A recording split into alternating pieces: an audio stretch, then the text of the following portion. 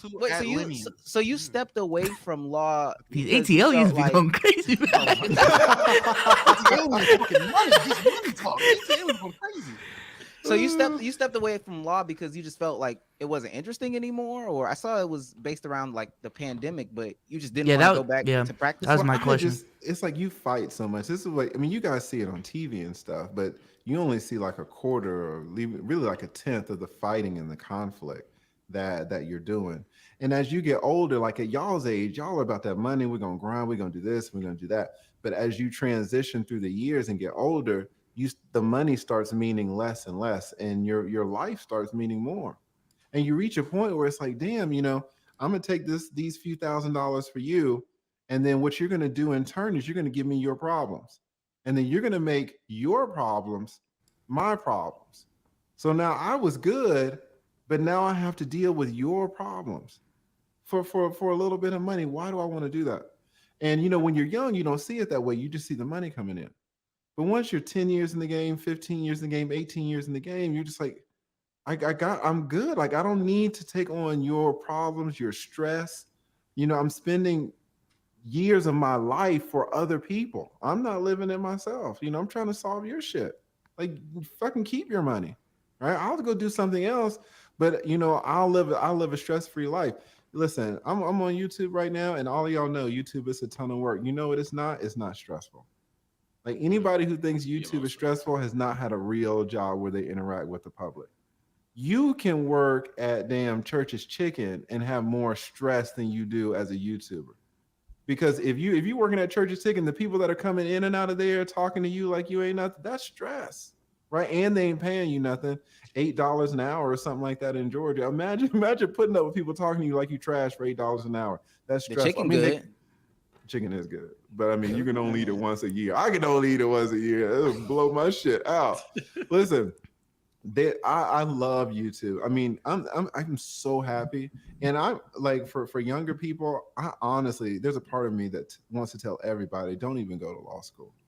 I mean, it's not worth it. If you can find a way to make it on YouTube, and from what I see, I mean, y'all young bucks have it, and y'all have the damn thing corner. Everybody's just getting on and killing the game if they find out a little bit of this, a little bit of that. It's not like you need to be in Hollywood and you need to have the perfect face and the perfect hair.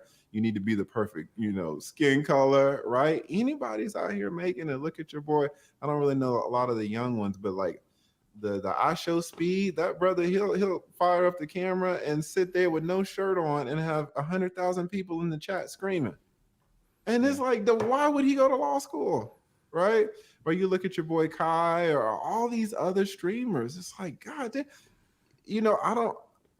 Most of these people who are streaming like this, it's not like they could really go to law school if we're honest, and they're making way, way more than these lawyers.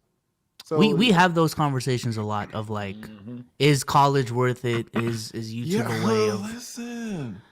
So you think it's not worth it at this point? I definitely think law school isn't worth it. Law Law school school is only worth specifically? it. Yeah, because since I went to law school, I Mm-hmm. don't want to say like medical school isn't worth it. I've never been to medical school. Somebody like, shut the fuck up, you don't know what you're talking about, right? But I've been to law school, and I know what it is, and I know how it is when you come out and you don't know anything about the student loans. Everybody, the law schools now is it's so expensive. You can graduate easily with $100,000 in debt, and you're making $85,000 a year or something like that. You will never be $100,000 in debt as a YouTuber or something like that. It's not even possible, right? And not making money. I mean, because you come out with $150,000 in debt, you can do that in law school and not have a job when you graduate. So we can. There's a huge part, not huge. There is a part of me that thinks that college isn't worth it for a lot of people, and I firmly believe that law school is not worth it any longer, unless you're like one of these people who at 6 years old you knew you wanted to be a lawyer. If You sound like 6, you sound like, I don't know if you're familiar with her. Her name is like Wine and Chill with Stephanie.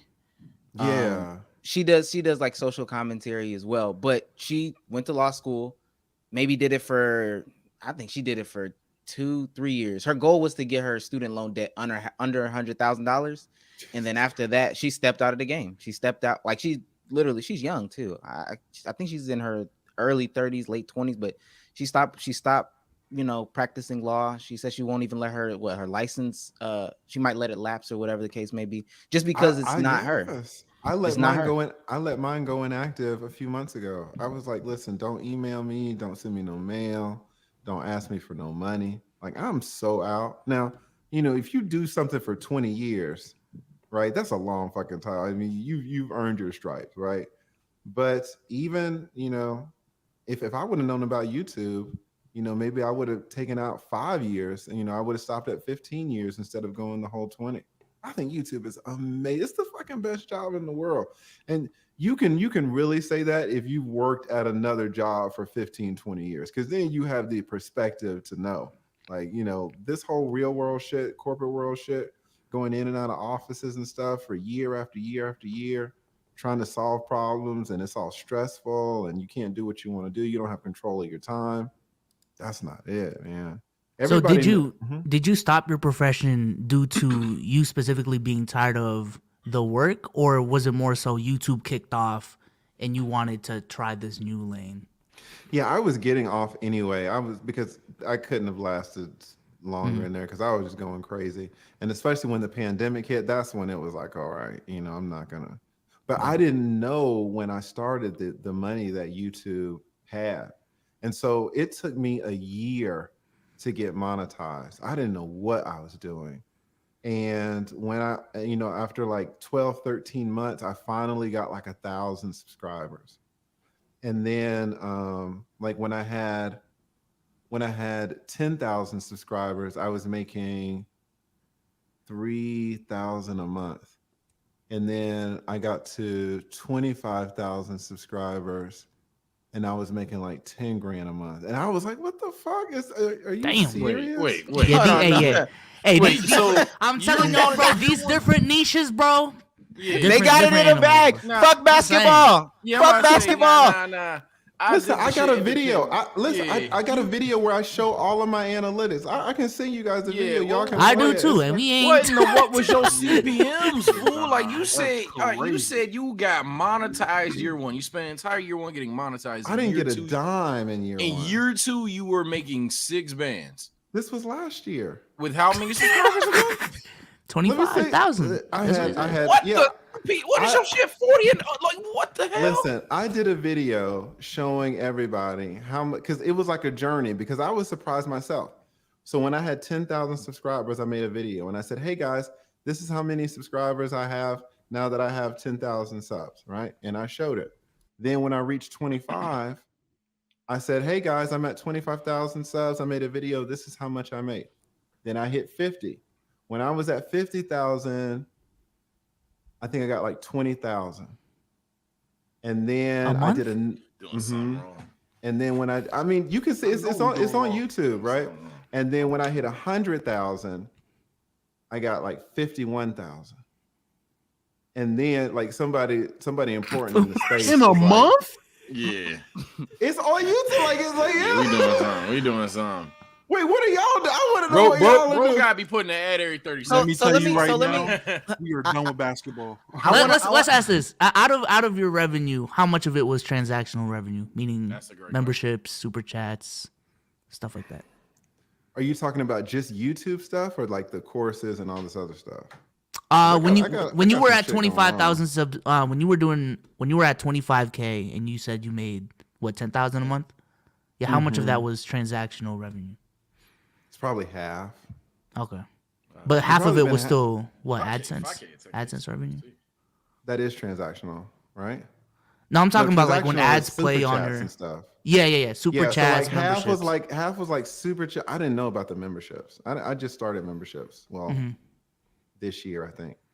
I didn't know about any of this stuff because you guys got to remember this when we're talking about. I was monetized last year. All right, so I'm still new to this.